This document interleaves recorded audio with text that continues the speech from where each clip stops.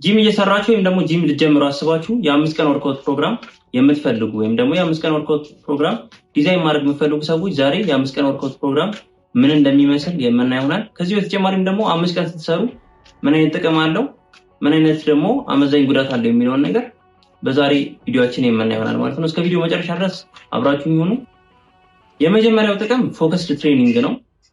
5 ቀን በምትሰሩበት ሰዓት ፎከስድ ትሬኒንግ ወይም ደግሞ የተመጠነና የተመረጠ እንቅስቃሴ ትኩረት ያለው እንቅስቃሴ መስራት እንድትችሉ ያደርጋችኋል። ምክንያቱም ያላችሁ ቀን 5 ቀን ነው። ከሳምንቱ 5 ቀን ማለት በጣም ብዙ ቀን እየሰራችሁ ነው ማለት ነው።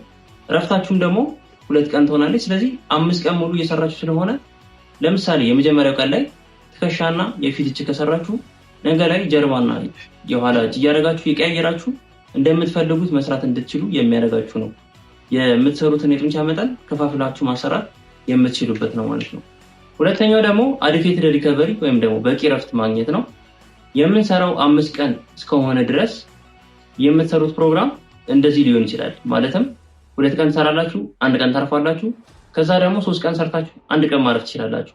ይሄ በሚሆንበት ሰዓት አንደኛ ከባድ የጡንቻ ክፍል በመጀመሪያዎቹ 2 ቀናት ከሰራችሁ በመሃል ላይ 1 ቀን ስላለ እረፍት ማድረግ ይቻላል። ወይም ደግሞ ሙሉ ሰውነታችሁን ስለሚያርፍ ከባዱን ጡንቻ በአንድ ላይ ማረፍ ስለሚችል ሰውነታችሁ በቂ ረፍት በሚያደርግበት ሰዓት ደግሞ የጡንቻ ግንባታ ሂደቱ በጣም የተፋጠነ ይሆናል። ቀጣይ ደግሞ በምትሰሩት እንቅስቃሴ ላይ በቀጣዩ ቀን ላይ ደግሞ ቀልጣፋና ንቁ ብቃታችሁን ደግሞ እየጨመረ ይመጣል ማለት ነው። ከዚህ ጋር ተያይዞ ደግሞ ከአዲኩዌትድ ሪከቨሪ ወይም ደግሞ ከረፍት ጋር ተያይዞ የሚመጣው ነገር ምንድነው? ኦቨር ትሬኒንግ። ኦቨር ትሬኒንግ ምንድነው? መስራት ከሚገባን በላይ መስራት ማለትም መስራት ከሚገባን በላይ መስራት ልክ ነው ልትሉ ትችላላችሁ። ነገር ግን ፕሮግረስ ከሌለው ስኬጁል ከሌለው አንድ ሰው ለምሳሌ በአመት ውስጥ መስራት የሚገባውን ስፖርት የአመቱን ስፖርት በአንዴ ልስራው ካለ አይዘር ሊሆን ለከፍተኛ በሽታ ሊጋለጥ ይችላል፣ ወይም ደግሞ ከፍተኛ የሆነ ህመም ውስጥ ገብቶ አልጋ ቁራኛ ሊሆን የሚችለው እንጂ በአንዴ ሰውነቱን ሊገነባ አይችልም። ከዚህ ይልቅ ግን ምን ሊያደርግ ይችላል? የአመቱን ስፖርት ከፋፍሎ በ5 ቀን 365 ቀን በ5 ቀን አድርጎ ቢከፋፍለውና ከአመት በኋላ ግን ያን ሰውዬ ብናየው በጣም ጤናማና ከፍተኛ ለውጥ ሊኖረው ይችላል። ስለዚህ ኦቨር ትሬኒንግ የሚለው ሐሳብ ወይም ደግሞ ከመጠን በላይ የሚለው ሐሳብ ምንድነው ማለት ነው? ልክ ያልሆነና መስራት የሌለባችሁ ነው። መስራት ያለባችሁ እንዴት ነው? ስኬጁል እያደረጋችሁ የሰራችሁትን ትራክ እያደረጋችሁ እየመዘገባችሁ መስራት ይጠበቅባችኋል። ይሄን በምታደርጉበት ሰዓት ደግሞ ከአንደኛው ሳምንት ወደ ቀጣዩ ሳምንት ምን ያህል ለውጥ አድርጌያለሁ፣ ምን ያህል ክብደትም ከሆነ ምን ያህል አንስቻለሁ፣ ስትሬንግ ጊዜ እንዴት ነው፣ ለውጤስ እንዴት ነው የሚለውን ነገር እንድታውቁ ሊደራችሁ ይችላል ማለት ነው። ስለዚህ ኦቨር ትሬኒንግን በማስወገድ አዲኩዌትድ ሪከቨሪን ደግሞ በመጨመር ምን ማድረግ ይቻላል ማለት ነው? ጡንቻን ማሳደግ፣ የተፈለገውን ለውጥ ማምጣት ይቻላል። በምን ላይ? በ5 ቀን የወርክአውት ፕሮግራም ላይ ማለት ነው። ሶስተኛው ደግሞ ታይም ነው። እንደምናውቀው 5 ቀን ነው የምንሰራው በሳምንት ውስጥ እና ይህን በምንሰራበት ሰዓት ደግሞ ጊዜያችንን ማብቃቃት እንችላለን። ማለትም የምትሰሩት የተከፋፈለ ስፖርት ስለሆነ የተከፋፈለ የጡንቻ ክፍል ስለሆነ እንደምናውቀው ደግሞ ለአንድ መስል ግሩፕ ከ3 እስከ 5 እንቅስቃሴ በቂ ነው ተብሎ ይታሰባል። ስለዚህ እናንተም ደግሞ በዚህ በ5 ቀን በምትሰሩበት ሰዓት የምትሰሩት የጡንቻ ክፍል የተከፋፈለና በቀን ውስጥ 2 መስል ግሩፕ ስለሚሆን አንዱ መስል ግሩፕ 3 ወይም ደግሞ 4 እንቅስቃሴ ከዛ ደግሞ ሌላኛውን ደግሞ 3 ብትሰሩ ኦልሞስት ወደ 6 ወይም ወደ 7 እንቅስቃሴ ነው የሚሆነው። ስለዚህ እነዚህ 7 እንቅስቃሴዎች ለመጨረስ ከ30 ደቂቃ እስከ 90 ደቂቃ በቂ ነው። ማለትም ከ30 ደቂቃ እስከ 1 ሰዓት ተኩል ድረስ በቂ ሊሆንላችሁ ይችላል። ስለዚህ ታይማችሁን፣ ጊዜያችሁን መቆጠብ ያስችላችኋል። ይሄ የ5 ቀን ወርክአውት ፕሮግራም ማለት ነው። ሌላኛው ደግሞ አመዛኝ ጉዳቱ ወይም ደግሞ ሳይድ ኢፌክቱ ምንድነው ከተባለ በተለይ ደግሞ ብዙ ጫና በስራ በትምህርት ሊሆን ይችላል። ብዙ ጫና ያለባችሁ ሰዎች ይህንን የ5 ቀን ወርክአውት ፕሮግራም ልትቸገሩ ይችላላችሁ። ነገር ግን የፈለገ ምክንያት ቢኖር ይሄንን ነገር ማለፍ ትችላላችሁ። ምክንያቱም የፈለገ ነገር ቢሆን በቀን ውስጥ 20 ደቂቃ ወይም ደግሞ 10 ደቂቃ አይጠፋም። 20 ደቂቃ ወይም ደግሞ 30 ደቂቃ ትገቡና የምትችሉትን ገመድም ሊሆን ይችላል የሆነ የምትስቡት ነገር ካለ በመሳብ መውጣት ይቻላል ማለት ነው። ይሄን በምታደርጉበት ሰዓት አንደኛ አይምራችሁ ከስፖርት አይርቅም። ከስፖርት ራቀ ማለት ኮምፕሊትሊ ተረሱትና ስፖርት የሚባለውን ዓለም ትወጣላችሁ ማለት ነው። ስለዚህ እንደዚህ አይነት ነገር ውስጥ እንዳትገቡ እንዳትርቁ እና ደግሞ እንደምታውቁት አንዴ ከስፖርት ከራቃችሁ ከዛ በኋላ ድጋሚ ለመመለስ በጣም ከባድ ነው አይምራችሁ ውስጥ የምታስቡት። ስለዚህ ይሄ ነገር እንዳይፈጠር በምትችሉት መጠን 20 ደቂቃም ትሁን 10 ደቂቃ የምታረጉትን የምትችሉትን ነገር አድርጋችሁ መውጣት ይጠበቅባችኋል ማለት ነው። ስለዚህ ይሄ ልክ እንደ ምክንያት ወይም ደግሞ እንደ ስበብ ባይታይም ነገር ግን ለአንዳንድ ሰዎች ደግሞ ከባድ ሊሆን ይችላል። ይሄንንም ደግሞ የሚታለፍና ቻል ነገር ነው ማለት ነው። ሁለተኛው ደግሞ በጣም ትኩረት አድርጋችሁ እንድትሰሙ የሚፈልገው ነገር ምንድነው? ጀማሪ ከሆናችሁ ለጂም ኤክስፒሪየንስ ገና ምንም ነገር ከዜሮ ከስክራች መጀመሩ ሰዎች ከሆናችሁ 3 ቀን ይበቃችኋል። 3 ቀን በቂ ነው። ከ3 ቀን በላይ አደርጋለሁ ካላችሁም ደግሞ እንደ ቢግነር በጊዜ ሂደት ብታደርጉት አሪፍ ነው። ምክንያቱም በጊዜ ሂደት ሰውነታችሁ እየለመደ እያደገ መስላችሁ እያዳበረ በመጣ ቁጥር 5 ቀን ታደርጉና ፕሮግራሞችን በማስተካከል መስራት ትችላላችሁ ማለት ነው። ነገር ግን በመጀመሪያዎቹ ሳምንት 5 ቀን ቀጣይም ላይ 5 ቀን የምታደርጉ ከሆነ ብዙ ድካም ብዙ ኢነርጂ ስለምታባክኑ ስፖርቱን የመስራት እድላችሁ በጣም የጠበበ ይመጣል። ምክንያቱም የሆነ ሳምንት ሰራላችሁ ከዛ 2 ሳምንት ሰሩና በጣም የመድከም የመዛል ሲሆን ነገሩ በጣም ይሰለቻችሁ ይመጣል። እንዴ ቢቀርስ ባልሰራስ ምን ሆንኩኝ የሚል አስተሳሰብ ስትገቡና ትተውታላችሁ ማለት ነው። እንዳይፈጠር ምን ማድረግ አለባችሁ? ከ3 ቀን ትጀምሩና ከዛ እያሳደጋችሁ ትመጣላችሁ። ከ5 ቀን ግን ከጀመራችሁት እንደጀማሪ ትሄዱና ወር ላይ ምናምን ላይ 2 ወር ላይ ታቆሙትና ከዛ በኋላ ስለ ስፖርትም መስማትም ማየትም የማትፈልጉበት ደረጃ ትደርሳላችሁ ማለት ነው። ስለዚህ እንዳይፈጠር ከ3 ቀን ጀምሩ። የመጀመሪያው ቀን ላይ ደረትና ትራይሴፕስ ሰራላችሁ። ደረትና ትራይሴፕስ በምትሰሩ ሰዓት ደግሞ የምትሰራቸው እንቅስቃሴዎች ምን መምሰል አለባቸው የሚለውን ስናይ የመጀመሪያው ቤንች ፕረስ በ4 ዙር ከ8 እስከ 10 ድግግሞሽ፣ ኢንክላይን ዳምፔል ፕረስ የሚባለውን እንቅስቃሴ ደግሞ በቀጣይ የምትሰሩት ይሆናል። ይሄንን ደግሞ በ3 ዙር ከ10 እስከ 12 ድግግሞሽ፣ ትራይሴፕስ ዲፕስ ደግሞ የሚባለውን ደግሞ በቀጣይ ከኢንክላይን ዳምፔል ፕረስ ቀጥሎ የምትሰሩት ነው።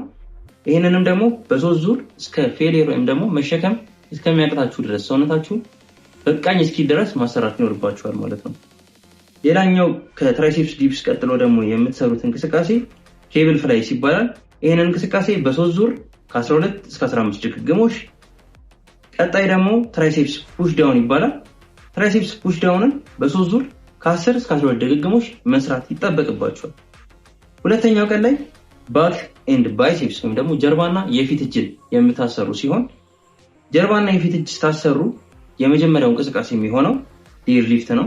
ዴድሊፍት በ4 ዙር ከ6 እስከ 8 ድግግሞሽ የምትሰሩ ይሆናል። ቀጣዩ እንቅስቃሴ ደግሞ ፑል አፕ ነው። ፑል አፕን በ3 ዙር እስከ ፌሊየር ወይም ደግሞ መስራት እስከሚያቅታችሁ ድረስ መስራት ይጠበቅባችኋል። ቀጣዩ እንቅስቃሴ ደግሞ ባርቤል ሮስ ይባላል። ባርቤል ሮስ ደግሞ በ3 ዙር ከ8 እስከ 10 ድግግሞሽ፣ ከባርቤል ሮስ ቀጥሎ ደግሞ ባይሴፕስ ከርል የሚባለውን እንቅስቃሴ ነው የምትሰሩት። ባይሴፕስ ከርልን ደግሞ በ3 ዙር ከ10 እስከ 12 ድግግሞሽ፣ ቀጣዩ እንቅስቃሴ ደግሞ ሃመር ከርል ይባላል። ሃመር ከርል ደግሞ በ3 ዙር ከ12 እስከ 15 ድግግሞሽ የምትሰሩት ይሆናል። በመሃል ዴይ 3 ላይ ደግሞ እረፍት አድርጋችሁ ከዛ ደግሞ ወደ ዴይ 3 እንደማለት ነው። ዴይ 3 ላይ ደግሞ ሌግን ማሰራት ይጠበቅባችኋል። ሌግ ላይ ወይም ደግሞ የእግር እንቅስቃሴ ላይ የምትሰራቸው እንቅስቃሴዎች ምን መምሰል አለባቸው የሚለውን ስናይ የመጀመሪያው ስኳት ነው። ስኳት በ4 ዙር ከ8 እስከ 10 ድግግሞሽ፣ ቀጣዩ እንቅስቃሴ ደግሞ ሌግ ፕረስ ነው። ሌግ ፕረስ በ3 ዙር ከ10 እስከ 12 ድግግሞሽ። ከሌግ ፕረስ ቀጥሎ ደግሞ ሊሰሩት የምትችሉት እንቅስቃሴ ደግሞ ወኪንግ ላንጅ ነው። ይህንን ወኪንግ ላንጅ በ3 ዙር መሄድ እስከምትችሉት ርቀት ወይም ደግሞ ማንሳት እስከምትችሉት ኪሎ ድረስ ተሸክማችሁ መስራት ይጠበቅባችኋል ማለት ነው። ቀጣዩ የመጨረሻው የሌግ ወይም ደግሞ የእግር እንቅስቃሴያችሁ ላይ ማስገባት የሚኖርባችሁ ካልፍ ሬዝ ነው። ይህም ደግሞ የባት ጡንቻችሁን ለማሳደግ የሚጠቅማችሁ ሲሆን ይህንን ካልፍ ሬዝ በ4 ዙር ከ15 እስከ 20 ድግግሞሽ የምትሰሩት ይሆናል ማለት ነው። አሁን ላይ ዴይ 4 ላይ ደርሰናል። ዴይ 4 ላይ ደግሞ ሾልደር እና የሆድ እንቅስቃሴ ወይም ደግሞ ትከሻና የሆድ እንቅስቃሴ የምታዘወትር ይሆናል። ትከሻና የሆድ እንቅስቃሴ ላይ የመጀመሪያው እንቅስቃሴ የሚሆናችሁ ኦቨርሄድ ፕረስ ይባላል። ኦቨርሄድ ፕረስ ምንለው ትከሻችሁን ለማሳደግ የሚጠቅማችሁ ሲሆን ይህንን እንቅስቃሴ ደግሞ በ4 ዙር ከ8 እስከ 10 ድግግሞሽ የምትሰሩት ይሆናል። ሌላኛው ደግሞ ላተራል ሬዝ ይባላል። ላተራል ሬዝ ደግሞ የጎን ትከሻችሁን የሚያሰራላችሁ ሲሆን በ3 ዙር ከ12 እስከ 15 ድግግሞሽ የምትሰሩት ይሆናል ማለት ነው። ሶስተኛው እንቅስቃሴ ደግሞ ፍሮንት ሬዝ ይባላል። ፍሮንት ሬዝ ደግሞ በ3 ዙር ከ12 እስከ 15 ድግግሞሽ። ወደ ሆድ እንቅስቃሴዎች ደግሞ ስትገቡ በ3 ዙር ለ60 ሰከንዶች መያዝ ይጠበቅባችኋል። የመጀመሪያው ዙር ላይ ለ60 ሰከንድ ወይም ደግሞ ለ1 ደቂቃ፣ ቀጣዩም ላይ ለ1 ደቂቃ፣ ቀጣይም ላይ ደግሞ ለ1 ደቂቃ ማለት ነው። በመጨረሻ ላይ ደግሞ የሆድ እንቅስቃሴ የምትሰሩት ደግሞ ራሽያን ትዊስት የሚባለውን በ3 ዙር 20 ድግግሞች መስራት ይጠበቅባችኋል ማለት ነው። ዴይ 5 ላይ ደግሞ ፉል ቦዲ ኤንድ ኮንዲሽኒንግ የሚባሉ እንቅስቃሴዎች አሉ በ5ኛው ቀን ላይ የምትሰሯቸው ማለት ነው። እነዚህም እንቅስቃሴዎች ደግሞ ሙሉ የሰውነታችሁን ክፍል የሚያሰራ እንዲሁም ደግሞ ፐርፎርማንሳችሁን ብቃታችሁን የመሰል እድገታችሁን የሚጨምሩላችሁ እንቅስቃሴዎች ናቸው። እነዚህ እንቅስቃሴዎች ምንድናቸው የሚለውን ደግሞ ስናይ የመጀመሪያው ክሊን ኤንድ ፕረስ የሚባለው እንቅስቃሴ ነው። በቪዲዮ ላይ እንደምታዩት ይሄን እንቅስቃሴ በ4 ዙር ከ6 እስከ 8 ድግግሞሽ መስራት ይጠበቅባችኋል። ቀጣዩ እንቅስቃሴ ደግሞ ኬትል ስዊንግ ይባላል። ኬትል ስዊንግን ደግሞ በ3 ዙር 15 ድግግሞች መስራት ይጠበቅባችኋል። ከኬትል ስዊንግ ቀጥሎ ደግሞ የምትሰሩት እንቅስቃሴ በርፔስ በመባል ይታወቃል። ይሄንን ደግሞ በ3 ዙር እስከ 15 ድግግሞች ትሰሩታላችሁ ማለት ነው። ቀጣዩ እንቅስቃሴ ደግሞ ማውንቴን ክላይምበርስ ይባላል። ይሄንን እንቅስቃሴ በ3 ዙር ለ60 ሰከንድ መስራት ይጠበቅባችኋል። ቀጣዩ እንቅስቃሴ ደግሞ ከማውንቴን ክላይምበርስ ቀጥሎ ጃምፕ ሮፕ ወይም ደግሞ ገመድ ዝላይ ይባላል። ይሄንን ደግሞ ለ5 ደቂቃ ሳታቋርጡ ትሰሩታላችሁ ማለት ነው። ለዛሬ ይዤላችሁ የመጣሁት የ5 ቀን ወርክአውት ፕሮግራም እንዴት እንሰራለን፣ እንቅስቃሴዎቹ ምን ይመስላሉ የሚለውን በሰፊው ይዤላችሁ መጥቼ ነበረ። እንዲሁም ደግሞ ምን አይነት ጥቅም አለው፣ አመዛኝ ጉዳቱስ ምንድነው የሚለውንም ደግሞ አይተናል ማለት ነው። ጥያቄ ሐሳብ ካላችሁ ኮሜንት ላይ ማስቀመጥ እንዳትረሱ። ይሄን ቪዲዮ ከተመቻችሁ ደግሞ ላይክ፣ ቪዲዮ ይጠቅመዋል ብላችሁ ለምታስቡት ጓደኛችሁ ደግሞ ሼር ማድረግ እንዳትረሱ። ቤተሰብ መሆን ከፈለጋችሁ ደግሞ ሰብስክራይብ ማድረጋችሁን አትርሱ። ላለው በሌላ ቪዲዮ በሌላ ሐሳብ እስክንገናኝ ድረስ ፒስ አውት።